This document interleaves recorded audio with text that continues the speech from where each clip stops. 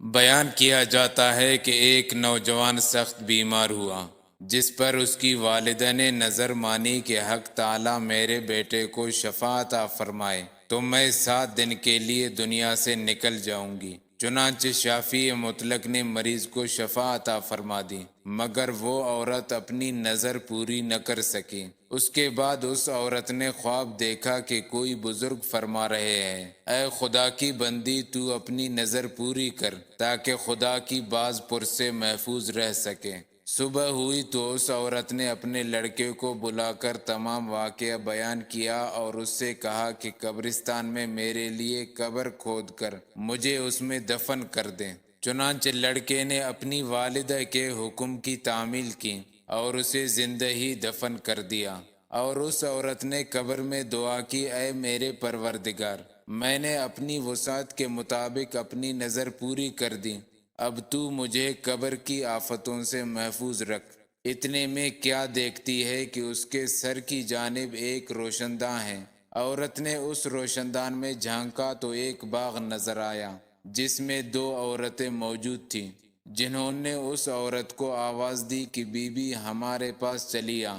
خدا کی قدرت سے وہ روشن دان کشادہ ہو گیا اور جس سے نکل کر وہ عورت باغیچے میں ان دونوں عورتوں کے پاس جا پہنچی، اور وہاں پہنچ کر اس نے دیکھا کہ باغ میں ایک پاکیزہ حوض ہے جس پر وہ دونوں عورتیں بیٹھی ہیں۔ اس عورت نے ان دونوں کے پاس پہنچ کر ان کو سلام کیا، لیکن ان میں سے کسی نے اس کے سلام کا جواب نہیں دیا۔ اس عورت نے ان سے پوچھا کہ تم تو ابھی بات چیت کر رہی تھی، آخر میرے سلام کے جواب سے کیا معنی پیش آیا؟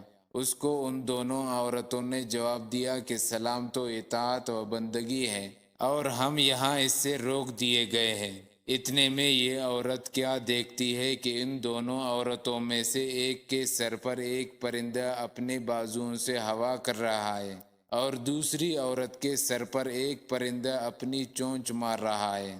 یہ دیکھ کر اس عورت نے پہلی عورت سے دریافت کیا کہ تمہاری اس فضیلت کا سبب کیا ہے؟ اس نے جواب دیا کہ میں دنیا میں اپنے شوہر کی فرما بردار بیوی تھی، اور میرے دنیا سے رخصت ہوتے وقت میرا شوہر مجھ سے خوش تھا۔ بس اسی اطاعت گزاری کے صلے میں رب تعالیٰ نے مجھے اپنی اس نعمت سے نوازا ہے۔ پھر اس نے دوسری عورت سے معلوم کیا کہ بی بی آخر تمہاری اس عذاب کا سبب کیا ہے؟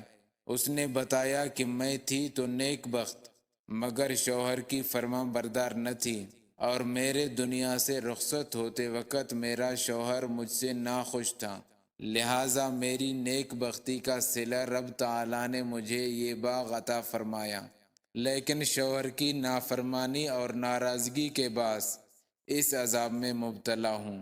لہٰذا میں تم سے درخواست کرتی ہوں کہ جب تم دنیا میں واپس جاؤ تو میرے شوہر سے میرے لیے سفارش کرنا، ممکن ہے کہ وہ مجھے معاف کر دے اور راضی ہو جائے۔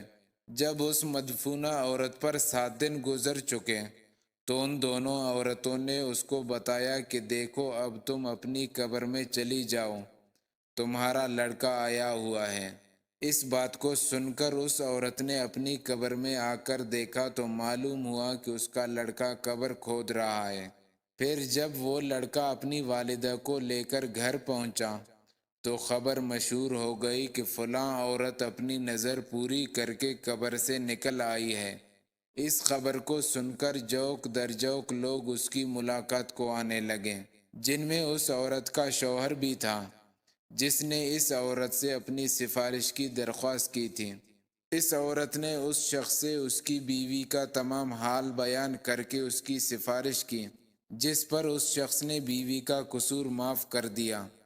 تو اس عورت نے خواب میں دیکھا کہ اس کی بیوی اس سے کہہ رہی ہے کہ بی بی تیری وجہ سے اللہ تعالیٰ نے مجھے عذاب سے نجات دے دی، تیری بھی اللہ تعالیٰ گناہ معاف کرے، تیری بھی گناہ اللہ تعالیٰ معاف کرے اور تجھے اس کی بہتر جزا عطا فرمائے۔ نکاح برقرار رہتے ہوئے بیوی کے حرام ہونے کی 2 صورتیں ہیں۔ پہلی صورت وقتی حرام ہونا، جیسے احرام کی حالت میں، یعنی حج کے احرام میں طواف زیارت سے قبل اور عمرے کے احرام میں عمرے کی تکمیل تک۔ دوسری صورت ہمیشہ کے لیے حرام ہونے کی ہے، اور یہ اس وقت ہوتی ہے کہ جب شوہر اپنی بیوی کی ماں یا بیٹی کے ساتھ زنا کر لیں